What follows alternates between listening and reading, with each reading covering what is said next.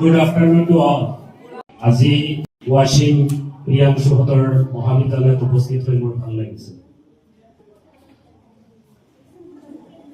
এই মহাবিদ্যালয়খনৰ সন্মানীয় অধ্যক্ষ মোৰ শ্ৰদ্ধাৰ ছাৰ, তেখেত আৰু কেতিয়া নহয় গোটেই অসমৰ কাৰণে এগৰাকী স্কলাৰ। তেখেতৰ লিখনি মাত্ৰ আমাৰ অসমে নহয়, ভাৰতে নহয়, ছাৰৰ লিখনি মাত্ৰ আমাৰ ভাৰতে নহয়, ভাৰতবৰ্ষৰ বাহিৰতো বিভিন্ন দেশত লিখনিবোৰ চলি আছে। আমাৰ খাৰুপেটীয়া অঞ্চলৰ কাৰণে এক বিশেষ এছেট আমাৰ মাজত এতিয়াও বিদ্যমান। তেখেতে জ্ঞানৰ পোহৰ আমাৰ মাজত বিলাই আছে। তো পোন প্ৰথমে ছাৰৰ সন্মুখত লেকচাৰ দিয়া বা কথা কোৱাটো ইমান সহজ নহয়, বহুত টান। বিভিন্ন সময়ত পৰামৰ্শ দিছে ছাৰে। আজিৰ পৰা 5-7 বছৰমান আগতে এটা শব্দ কৈছিল, এটা চেণ্টেন্স কৈছিল, যিটো চেণ্টেন্সে মোৰ মনত বা কেতিয়াবা মই যেতিয়া নিৰ্জনভাৱে কিছুমান কথা ভাবি থাকো মোৰ ব্ৰেইনত হিট কৰে।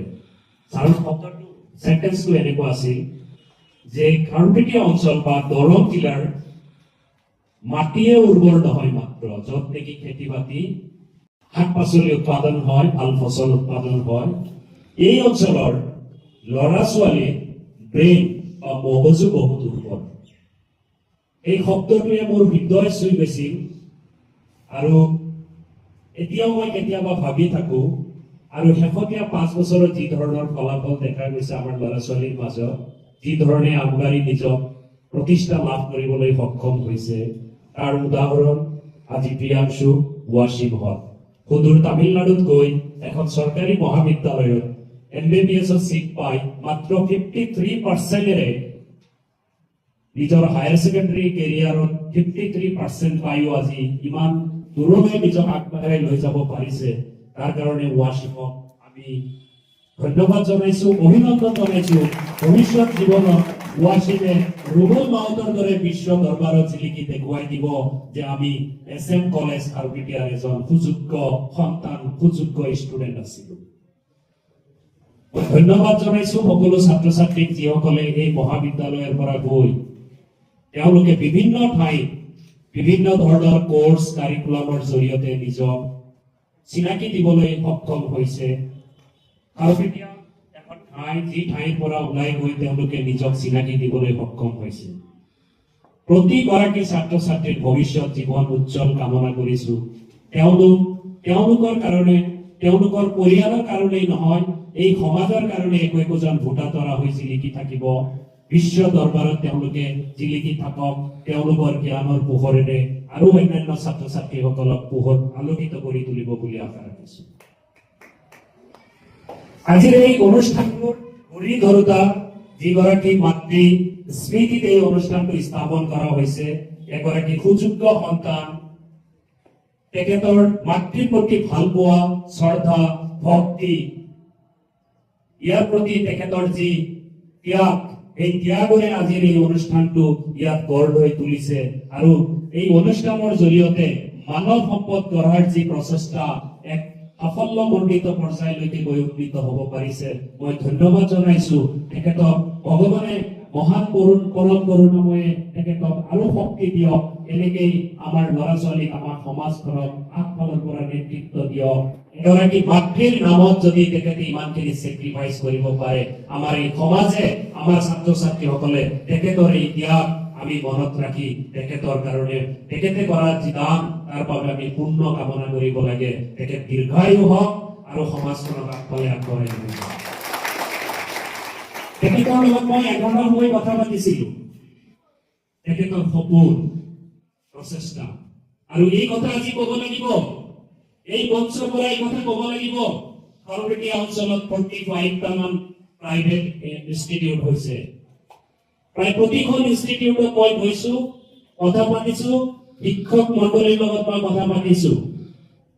তেওঁলোকৰ ফলাফল, তেওঁলোকৰ বৰ্তমান স্থিতিগত অৱস্থাৰ বিষয়ে কথা পাতিছো। আজি খাৰুপেটীয়াত এটা আগশাৰীৰ অনুষ্ঠান জন্ম হৈছে, খাৰুপেটীয়া আজমল কলেজ। 2010 চনত এইগৰাকী আমাৰ খাৰপেটীয়াৰ সুযোগ্য সন্তানে এই আজমল কলেজ স্থাপন কৰাৰ কাৰণে তেখেতে প্ৰথম নিজৰ মাটি নিজৰ ঘৰ আগবঢ়াই দিছিলে আৰু তাৰ পৰাই এই অনুষ্ঠানৰ বীজ মুকলি হৈছিল। এইটো আমি জানি থোৱা দৰকাৰ। আৰু শেষত তেখেতেও ভাবিছিল যে মই যিখিনি মোৰ সম্পত্তি মই আগবঢ়াই দিছো, এটা অনুষ্ঠান জন্ম হৈছে, ইয়াত জাতি ধৰ্ম বৰ্ণ নিৰ্বিশেষে সকলোৱে আহি পঢ়া শুনা কৰিছে, ময়ো তেনেকুৱা এটা অনুষ্ঠানৰ আগবঢ়াই লৈ যাওঁ, যাৰ পৰা দুখীয়া দৰিদ্ৰ আৰ্থিকভাৱে হেঙাৰ হৈ থকা ল'ৰা ছোৱালী আহি পঢ়া শুনা কৰি নিজৰ জীৱন গঢ়ি লৈ যাব পাৰিব। আজি মই যদিও আনুষ্ঠানিকভাৱে প্ৰথমবাৰৰ বাবে এনেকৈ মিটিঙত উপস্থিত হৈছো, অনুষ্ঠানৰ প্ৰতি আমাৰ এটা শ্ৰদ্ধা, এটা ভক্তি, প্ৰতিটো অনুষ্ঠানৰ প্ৰতি শ্ৰদ্ধা ভক্তি আছে। এই মঞ্চৰ পৰা মই সেইটো কথা ক'ব বিচাৰো, বিভিন্ন অনুষ্ঠানৰ মাজত কম্পিটিটিভ এটা মনোভাৱ আছে।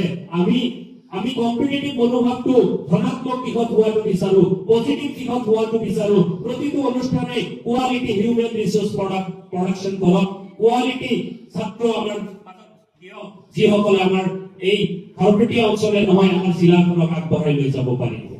তেওঁলোকৰ মাজত কম্পিটিশ্যন হওক কোৱালিটি এডুকেশ্যনৰ। আজি এই মহাবিদ্যালয়খনৰ পৰা 13 গৰাকী ছাত্ৰ ছাত্ৰী, 6 গৰাকী BTS, 13 গৰাকী MBBS চিট পাবলৈ সক্ষম হৈছে। এইটো এটা কোৱালিটি ইয়াৰ পৰা দিবলৈ সক্ষম হৈছে। এই কোৱালিটি যি প্ৰডাকশন দিবলৈ সক্ষম হৈছে, ইয়াৰ বাবে আমাৰ নেতৃত্বত থকা মোৰ চৰকাৰ শিক্ষাগুৰু পৰিমল কুমাৰ দত্ত ছাৰকো মই মোৰ ফালৰ পৰা মই ধন্যবাদ জনাব নোৱাৰো। মোৰ শিক্ষক মই ছাৰক সেৱা জনাইছো। লগতে পৰমৰ ছাত্ৰ ছাত্ৰীসকল, আমাৰ এই অনুষ্ঠানত যিসকল শিক্ষাগুৰুৱে দিনে ৰাতি পৰিশ্ৰম কৰি তেখেতসকলে সৰ্বোচ্চ সময় তোমালোকৰ মানৱ সম্পদ হিচাপে গঢ়িবলৈ দিছে, তেখেতসকলক মই আন্তৰিক ধন্যবাদ আৰু কৃতজ্ঞতা জনাইছো। এটা কথা নকলে কৃপণালী হ'ব। আমাৰ ভাইচ প্ৰিন্সিপাল ছাৰৰ যি কথা কোৱাৰ যি ষ্টাইল খুব ভাল লাগে, হয়নে নহয়? খুব সুন্দৰ টোন। মই এইটো আজি খুব লক্ষ্য কৰিছো। আমার ভাইস প্রিন্সিপাল স্যারের যে টোন, এই টোন কিন্তু খুব ভালো লাগিছে। আমার শিক্ষকসকল এনার্জেটিক আৰু মই দেখা পাইছো তেওঁলোকে দিনে ৰাতি পৰিশ্ৰম কৰি থাকে।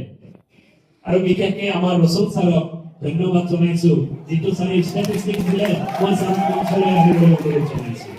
ৰসুল sir please come to the right. ভাল লাগিছে যে জিঅ'গ্ৰাফি সাবজেক্টৰ বহুখিনি ছাত্ৰ ছাত্ৰীয়ে প্ৰতি বছৰে ভাল ৰিজাল্ট কৰিছিলে। সকলো শিক্ষকে ভাল পঢ়ায়, হয়তো ছাৰৰ ছাবজেক্টটো বেছি সহজ, তাৰ কাৰণে বেছিকৈ লেটাৰ পাইছে। ছাৰক দিবলৈ একো নাই, মই ছাৰক ভাবিছো এই মঞ্চত মোক মাতি আনি যি সন্মান জনাইছিলে সেই গামোচাটোকে মই ছাৰলৈ আগবঢ়াইছো। আৰু আশা কৰো নেক্সট বেটছৰ যিমান ছাত্ৰ আছে অসমৰ ভিতৰত যদি টপাৰজন আহে জিঅ'গ্ৰাফিৰ এই এছএন কলেজৰ পৰা আহিব। ছাৰৰ দীৰ্ঘায়ু কামনা কৰিছো। ছাৰৰ বাবে আৰু এটা হাত চাপৰি হ'ব লাগে। Thank you. এই মহাবিদ্যালয়খন পৰিচালনাৰ লগত জড়িত হৈ থকা বিভিন্ন ব্যক্তিসকলৰ মাজত অন্যতম আমাৰ সাহা ছাৰ। আৰু ছাৰে খুব সুন্দৰ কথাখিনি কৈ গৈছে। ছাৰে অনৈক্যৰ মাজত ঐক্য, বসুন্ধৰা কুটুম্বকম যি এটা শ্লোগান আগত লৈ আহিছে, নময় সমাজ জ্যোতিৰ্গময়, এই যি মনোভাৱ লৈ আজি এই ঠাইত আহি ইয়াত ল'ৰা ছোৱালীৰ মাজত আহি সময়ে সময়ে ল'ৰা ছোৱালীসকলক প্ৰেৰণা দিছে, উৎসাহ দিছে, এনকাৰেজমেণ্ট কৰিছে, মই ভাবো মহান ভগৱানে তেখেতক ইয়াৰ বাবে পুণ্য দান কৰিব। মই লগতে ছাৰৰ দীৰ্ঘায়ু কামনা কৰিছো। ছাৰৰ যি প্ৰচেষ্টা, ছাৰৰ যি ইচ্ছা, ছাৰৰ যি ভাল পোৱা তোমালোকৰ প্ৰতি বা অনুষ্ঠানখনৰ প্ৰতি, মই ছাৰক সলাই দিছো। কৰ্মব্যস্ততাৰ মাজত আহি ইমান সুন্দৰকে সময় দিছে, কথাখিনি শুনিছে। তো আমাৰ এই সকলো ইয়াত উপস্থিত সকলো বিদ্যালয়ৰ প্ৰধানসকলৰ একেটাই উদ্দেশ্য, আজিৰ দিনত আহিছে তোমালোকক আশীৰ্বাদ কৰিবলৈ। একেটাই উদ্দেশ্য, যদিও তুমি সন্তান নহয়, যদিও তুমি কিবা ৰিলেটিভ নহয়, তোমালোকৰ ভৱিষ্যত উজ্জ্বল ভাল হ'ব। এদিন ৱাসিম, এদিন প্ৰিয়াংশুৰ নিচিনাকে তোমালোকে ওলাই আহিবা।